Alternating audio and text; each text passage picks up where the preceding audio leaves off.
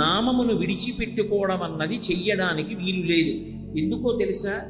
భగవన్నామాన్ని పలకడానికి కావలసిన ఉపకరణాన్ని ఇచ్చి భగవన్నామాన్ని పలకడానికి ఏ విధమైనటువంటి నియమాన్ని లేకుండా తీసేశాడు ఈశ్వరుడు.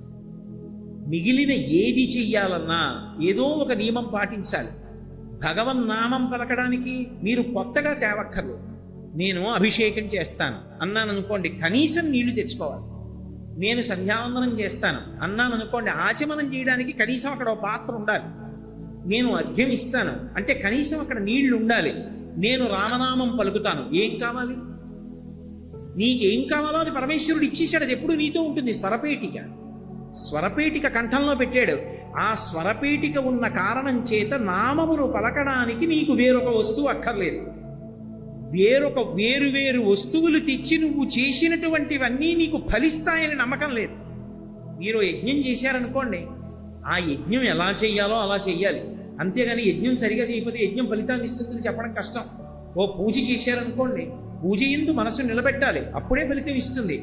భగవన్ నామం పలికారనుకోండి, మీ మనసు అక్కడ ఉందా లేదాతో సంబంధం లేదు, నామం ఫలితాన్ని ఇచ్చేస్తుంది. పైగా దేనికైనా ఉపకరణం కావాలి. భగవన్నామం పలకడానికి ఉపకరణం అక్కర్లేదు.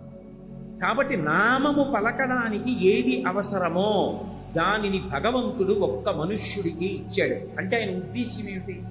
దీని తర్వాత నువ్వు మళ్ళీ జన్మ ఎత్తడానికి దురదృష్టం లేకుండా ఎంత గొప్ప సాధనం కావాలో అంత గొప్ప సాధనాన్ని నీకు ఇచ్చేస్తున్నాను.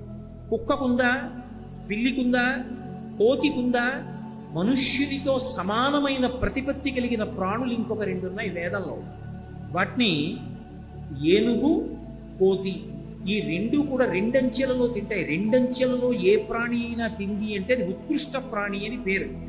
కోతి తిన్నగా నోరు పెట్టి తినదు, చేత్తో తీసుకుని నోట్లో పెట్టుకుంటుంది. అరటిపండు ఇచ్చారనుకోండి, చేత్తో తీసుకుని నోట్లో పెట్టుకుంటుంది, రెండంచెలలో తింటుంది.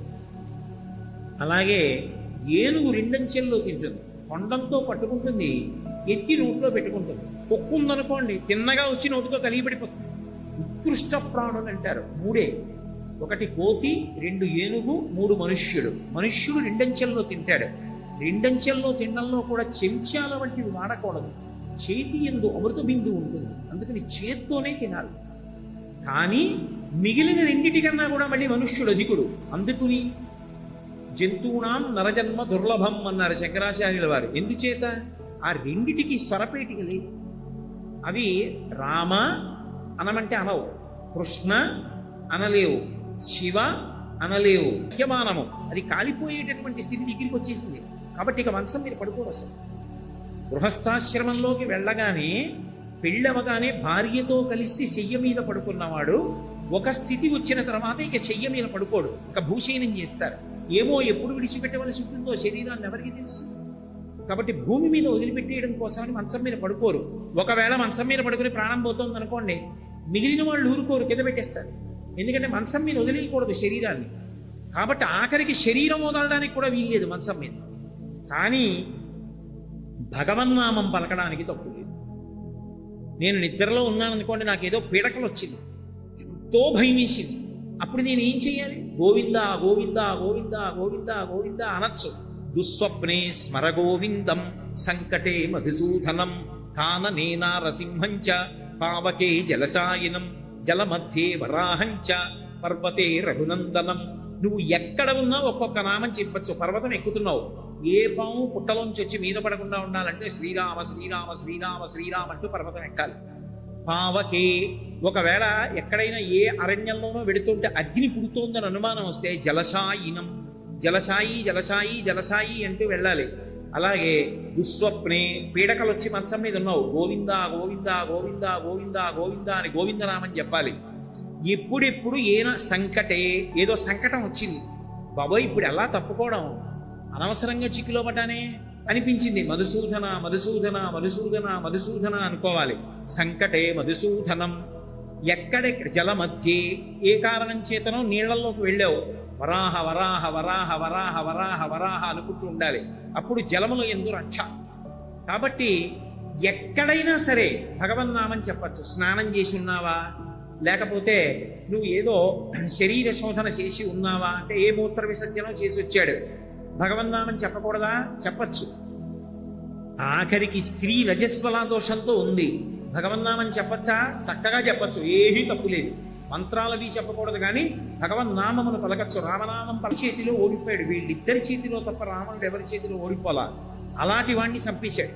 కాబట్టి రావణుడు రాముడి చేతిలో చచ్చిపోయాడు అనేటప్పటికీ ఆయన వీరరసం అంతా చచ్చిపోయింది, ఇంతటి మహాయోధుడు చచ్చిపోయాడు.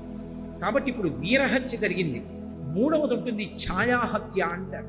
ఛాయాహత్య అంటే కీర్తి. రావణుని యందు ఒక గొప్ప కళాకారుడు ఉన్నాడు. ఏమిటా కళాకారుడు అంటే ఆయన శివుడికి పూజ చేసి వీణావాద్యం చేస్తాడు. ఆ వీణావాద్యం చేస్తే పక్షులు కూడా ఆగిపోవాలి, అంత గొప్పగా వీణ వాయిస్తాడు. అంత గొప్ప వైణికుణ్ణి చంపేశాడు, ఒక కళాకారుణ్ణి చంపేశాడు. ఇప్పుడు ఒకణ్ణి చంపిన ముగ్గురు చచ్చిపోయారు. అందులో బ్రహ్మహత్య, వీరహత్య, ఛాయాహత్య అంటారు. ముగ్గురిని చంపడం జరిగింది కాబట్టి ఇప్పుడు ఈ 3 పాతకములు పోవడానికి 3 చోట్ల శివలింగం ప్రతిష్ఠ చేశాడు. రామేశ్వరంలో ఒక శివలింగాన్ని పెట్టాడు, వైదీశ్వరంలో ఒక శివలింగాన్ని పెట్టాడు, అలాగే మూడవది వేరొక చోట ఇంకొక శివలింగాన్ని ప్రతిష్ఠ చేశాడు.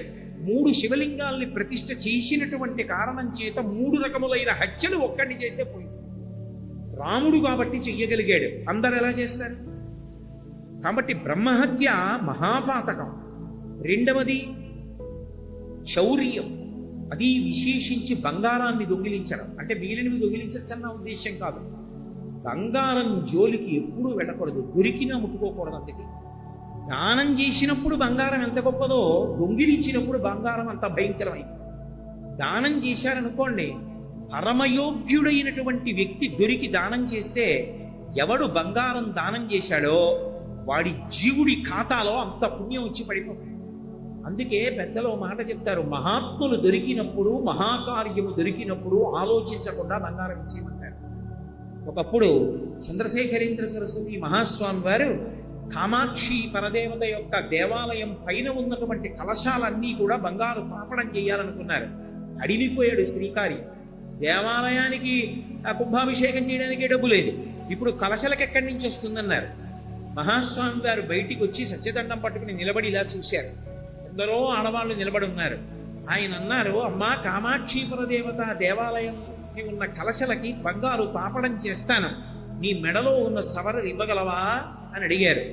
ఆవిడికి తెలుసు బంగారం ఇవ్వడం అంటే ఏమిటో.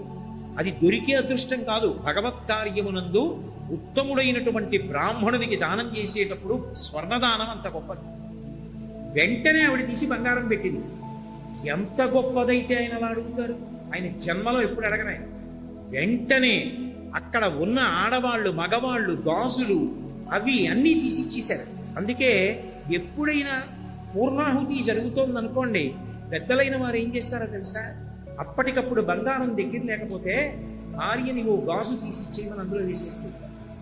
అలా ఎందుకు వేసేస్తారంటే సువర్ణం దానంలో అంత గొప్పది, సువర్ణం దొంగతనంలో అంత ప్రమాదకరం. సువర్ణం దొంగతనం చేశాడనుకోండి, కట్టి కుడిపేస్తుంది కొన్ని జన్మల పాటు. బంగారు దొంగతనం అంత ప్రమాదం. కాబట్టి బంగారమును దొంగిలించుట మహాపాతకం కిందకు వస్తుంది, పాపం కాదు, మహాపాతకం. అలాగే గురువు గారు తన ధర్మపత్నితో కలిసి ఏ మంచం మీద నిద్రపోతూ ఉంటారో ఆ మంచం మీద గురుపత్ని పడుకుని ఉండగా గురువు గారు లేనప్పుడు ఆ మంచం మీద గురుపత్నితో కలిసి పడుకోవడం చూస్తుంటే దాన్ని పోగొట్టగలిగినది ఏది అంటే నిరంతర భగవన్నామ